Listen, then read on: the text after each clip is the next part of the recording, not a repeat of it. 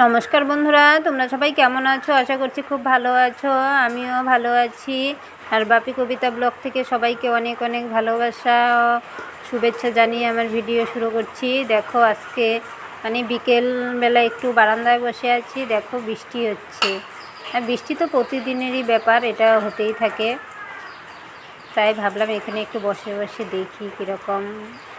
এই দেখো আমার শুনুও সাথে বসে আছে, আমার ছেলে বসে আছে, ছেলের সাথে শুনু বসে আছে। শুনুও দেখছে রাস্তা দিয়ে, গাড়ি ঘোড়া যাচ্ছে, লোকজন যাচ্ছে, ও সব দেখবে বসে বসে। দেখো আমি না কথাই বলতে পারছি না কয়দিন থেকে, না আমার সর্দি কাশি জ্বর, ঠিকভাবে কথাই বলতে পারছি না। তার জন্য কয়দিন থেকে ভিডিও দেওয়া হচ্ছে না। কিভাবে দিব? শরীরের শান্তি না থাকলে তো কোনো কিছু ভালো লাগে না, জানোই।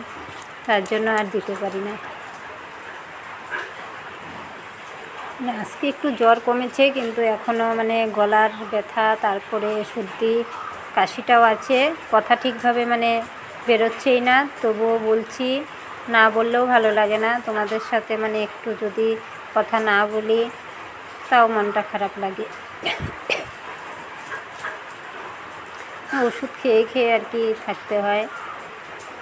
আর কাশি যদি একবার ধরে না, যতই ওষুধ খাও, তারপরে গরম জল খাচ্ছি, কত কি লাল চা এগুলো খাই, তবু কমে না, জানো।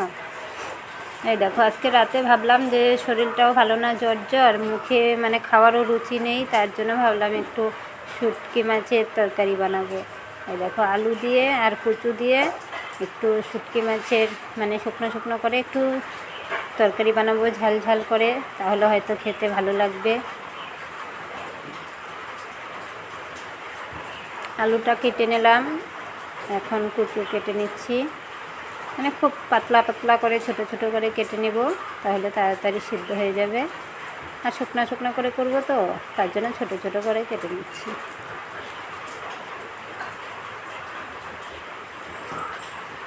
আর দেখো বৃষ্টির কথা আর কী বলবো, জানো। এই দেখো রান্না করছি, বাইরে কিন্তু বৃষ্টি হচ্ছে প্রচুর। কোনো দিন বাদ নাই যে বৃষ্টি হয় না, প্রতিদিন বৃষ্টি হয়েই যাচ্ছে হয়েই যাচ্ছে।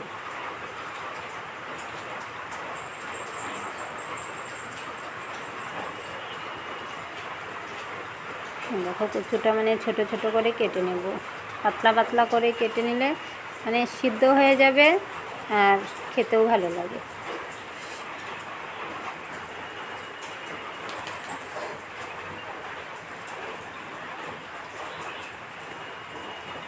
দেখো কীরকম করে কেটে নিলাম, পাতলা পাতলা করে।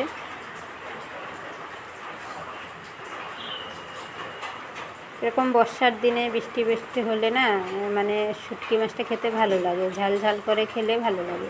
তাছাড়া গরমের সময় তো খাওয়া যায় না, ঠান্ডার সময় খাওয়া যায়। তার মধ্যে একটু জ্বর জ্বর সর্দি, ভাবলাম যেগুলো খেলে যদি একটু তাড়াতাড়ি সেরে। দেখো আমার ছেলের কাণ্ড, শুনুকে কুলে করে নিয়ে আসছে ওই ঘর থেকে।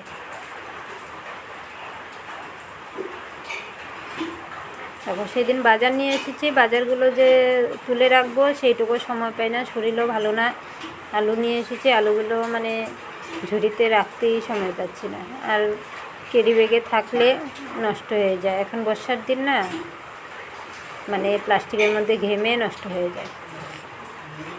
দেখো আর সবজির কি এখন দাম হয়েছে, আলুর থেকে ধরে একদম সব কিছুরই ভীষণ দাম হয়েছে। এই দেখো লঙ্কাগুলো বেছে রেখেছি, লঙ্কা আনতেই না, বর্ষার দিন না, লঙ্কাগুলো নষ্ট হয়ে যায়। তাই এখন বেছে এখানে রেখেছি, ঝুড়িতে রাখবো। আর এই লঙ্কাগুলো খেতে ভালো লাগে, আর ঝালও আছে ভীষণ। এই দেখো এগুলো কেটে নিয়েছি, এখন এগুলো রান্না করব। পেঁয়াজ রসুন লঙ্কা এগুলো বেটে নেব। দেখো ভেন্ডিগুলো এনেছে, ভেন্ডিগুলো দেখি নষ্ট হয়ে যাচ্ছে। নষ্ট এগুলো না একটু বাত্তি বাত্তি হয়ে যায়, শক্ত শক্ত হয়ে যায়। তাই ভাবলাম চচ্চড়ি বানিয়ে নেই।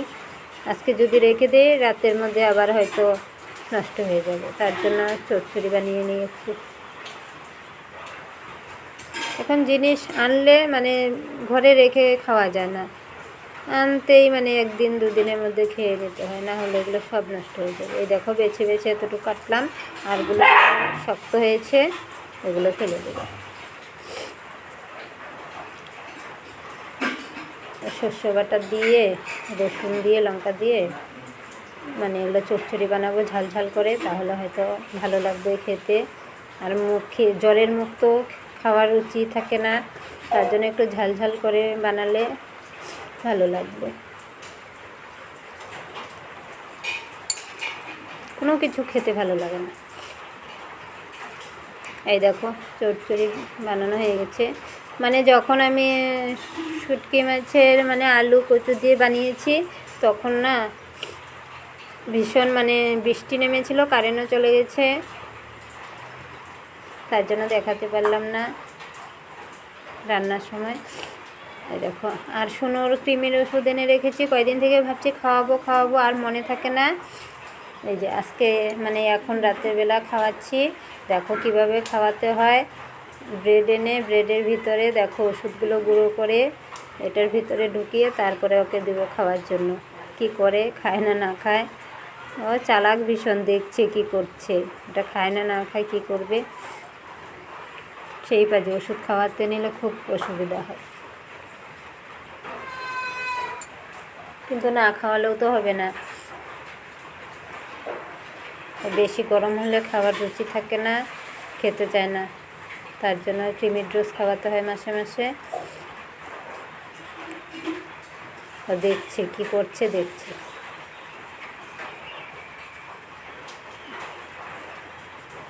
দেখো একটা বানিয়ে মুখে দিচ্ছে আমার ছেলে, এটা খায় না না খায় কী করে ফেলে দেয়।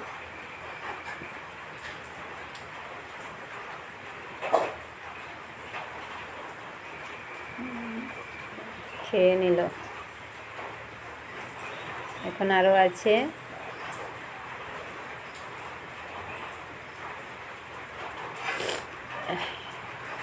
সর্দির জন্য কথা বলতে পারছি না, ভীষণ সর্দি লেগেছে।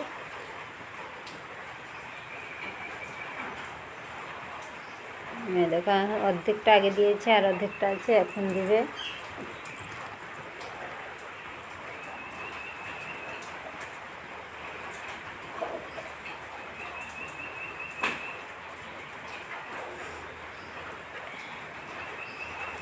তো ওষুধ খাওয়াতে নিলে ভীষণ অসুবিধে করে। এর আগে পা ব্যথা হয়েছিল, পায়ের ওষুধ খাওয়ানো হয়েছে অনেক কষ্টে, দুধের মধ্যে গুলে তারপরে মানে ব্রেড মিশিয়ে এভাবে দিয়ে খাওয়াতে হয়, খালি তো খাবেই না।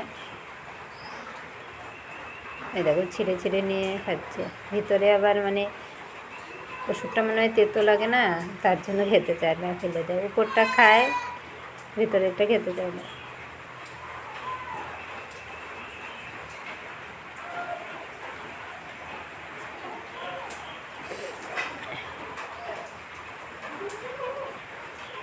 আমার ছেলে এগুলোর পিছনে ভীষণ মানে করতে পারে, ওর কোনো অসুবিধা হয় না।